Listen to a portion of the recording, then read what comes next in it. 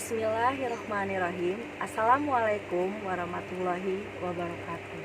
Perkenalkan, nama saya Latifah Nurbaiti dengan nomor NIM 176 120 1086. Saya adalah salah satu mahasiswa dari Universitas Muhammadiyah Tangerang, semester 6. Yang terhormat Bapak Dr. Hamdani, SE, MM, MPD, selaku dosen dan juga penulis buku teori pengambilan keputusan. Pada kesempatan hari ini, saya akan mempelajari tentang teori pengambilan keputusan, yaitu laporan keuangan dan analisis rasio keuangan. Tujuan dari pembelajaran hari ini adalah supaya kita semua dapat mengerti dan juga memahami apa itu laporan keuangan dan juga analisis rasio keuangan. Pengertian dari laporan keuangan adalah merupakan hasil akhir dari proses akuntansi yang digunakan sebagai dasar pengambilan keputusan oleh pemilik perusahaan dan juga orang-orang yang berkepentingan di perusahaan.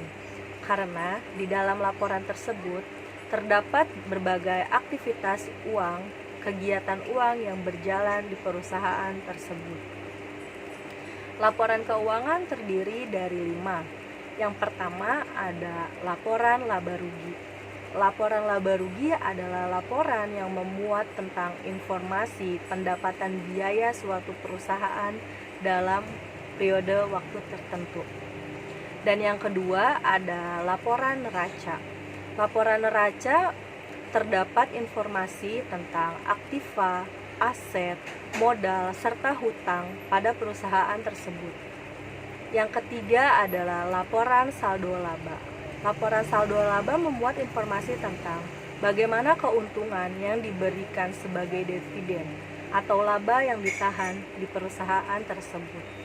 Yang keempat adalah laporan arus kas, yang di dalamnya ada informasi tentang bagaimana kegiatan operasi, investasi, dan juga pendanaan perusahaan tersebut. Yang terakhir adalah laporan atas catatan keuangan tersebut.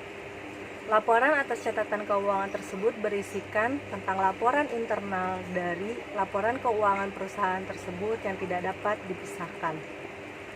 Selanjutnya adalah analisis rasio keuangan, yang merupakan perbandingan dari unsur-unsur laporan keuangan, yang di dalamnya adalah manajer dan kredit analisis serta sekretari analisis, itu terdapat di dalamnya.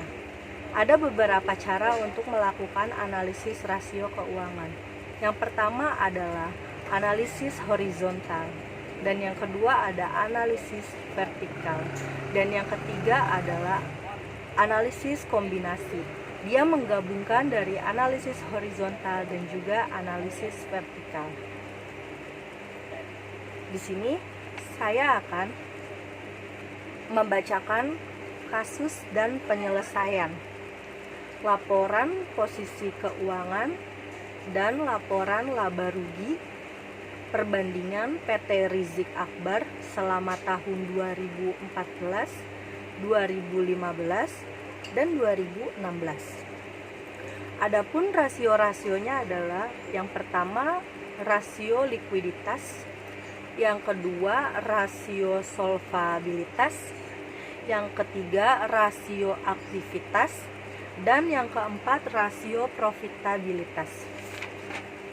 Kita bahas satu persatu. Yang pertama ada rasio likuiditas. Rasio-rasio yang termasuk di dalam likuiditas rasio adalah sebagai berikut. A. Suren rasio, dengan rumus formulanya adalah aktiva lancar atau suren aset dibagi dengan hutang lancar atau suren liability. Yang B ada quick ratio atau acid tax ratio. Rumusnya adalah suren aset dikurang inventory dibagi suren liability. Yang C ada inventory to net working capital. Dengan rumus inventory dibagi dengan current asset dikurang current liability. Yang D ada cash ratio dengan rumus sebagai berikut. Cash or cash equivalent dibagi dengan current liability. Yang kedua ada rasio solvabilitas. Rasio yang termasuk dalam solvabilitas adalah A. Debt to asset ratio dengan rumus total debt dibagi dengan total aset. Yang B ada debt to equity ratio dengan rumus total uang dibagi equity. Yang C ada long term debt to equity ratio dengan rumus long term debt equity. Yang D ada current liability to net worth dengan rumus current liability dikurang equity. Yang ketiga ada rasio aktivitas, yaitu ada perputaran piutang dengan rumus penjualan kredit dibagi rata-rata piutang. Ada juga perputaran persediaan dengan rumus harga pokok penjualan dibagi rata-rata persediaan. Ada juga C working capital dan yang D fixed asset turnover. Rasio yang terakhir adalah rasio profitabilitas. Yang termasuk dalam rasio profitabilitas adalah net profit margin, return of investment, dan juga return to equity. Rasio keuangan dapat digunakan oleh manajer dalam mengambil sebuah keputusan untuk perusahaan lebih baik di masa ke depan.